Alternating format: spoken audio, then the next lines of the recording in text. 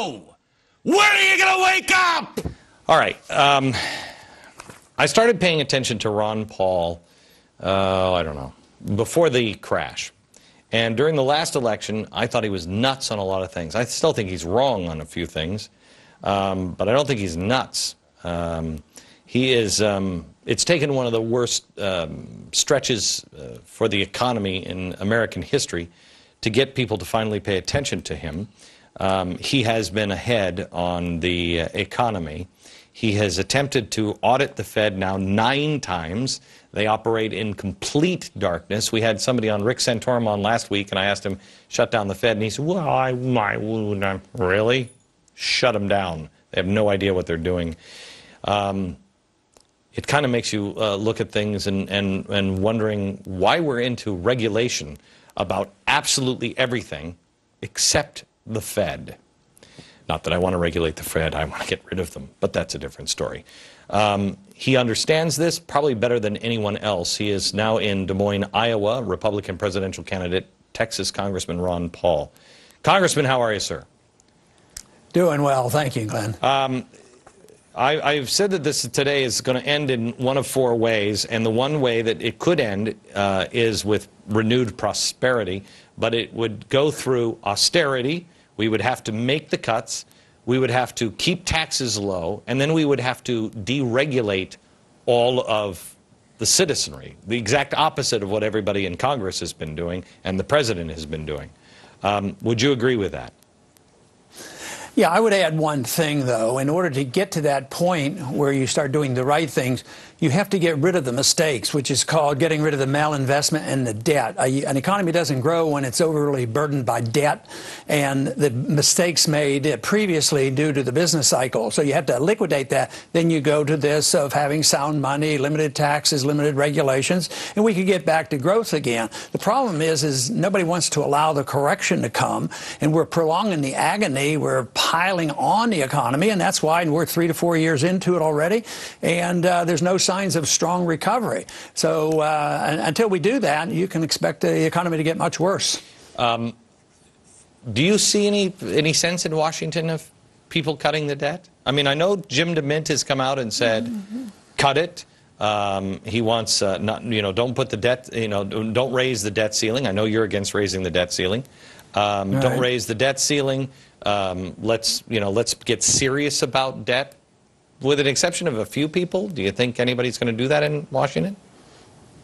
No, they'll raise the debt limit, whether it's temporary or long-term, but I don't think they're going to go past August and not raise the debt limit. So I think that's going to happen, which will just encourage the spending again. So, but they can't come together on how they want to cut spending because one group thinks that you can't possibly cut a penny from overseas spending. The other one says you can't cut a penny out of entitlement system.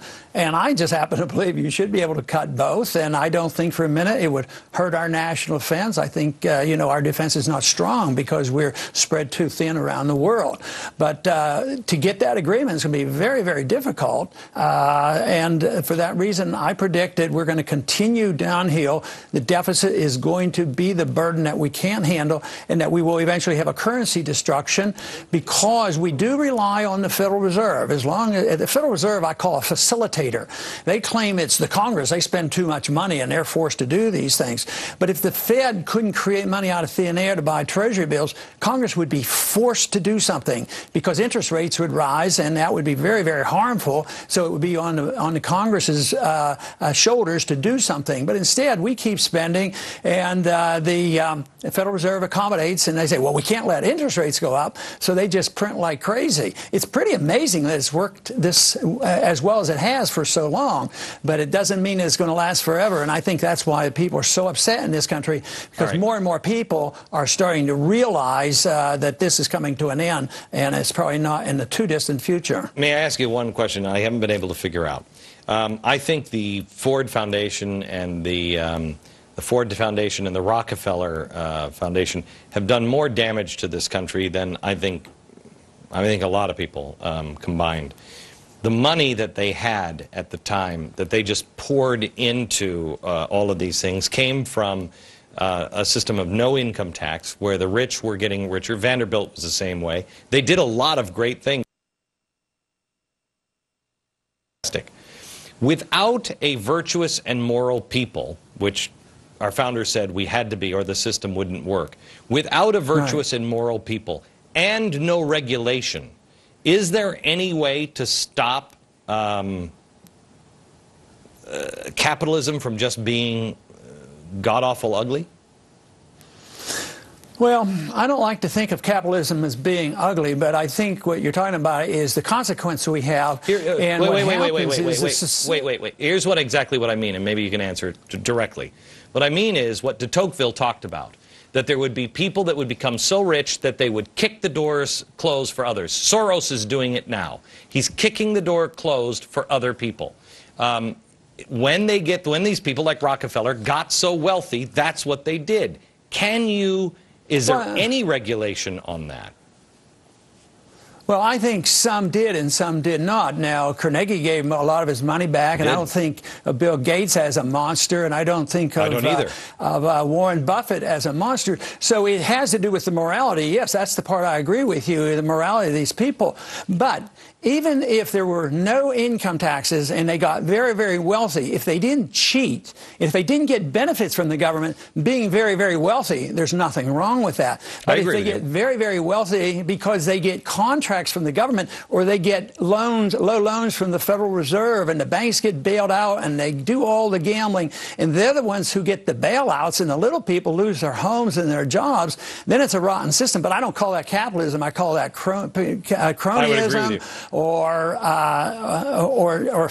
lending itself toward fascism. So that to me is a lot different than free market capitalism. I like to use the word free markets because capitalism, people get a little bit confused on that and think it is, some people have painted it as a very bad term. So I want free markets. I don't want the government giving any favors.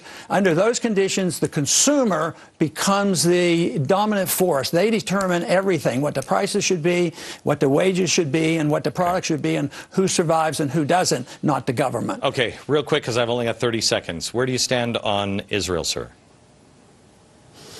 Well, I stand with Israel like I stand with all countries. I think we should be friends with all countries. I think that we should always aim to have everybody as our best friend, like we have Canada. We trade with them. We travel back and forth. We don't give them money. We don't promise them anything, and we do quite well.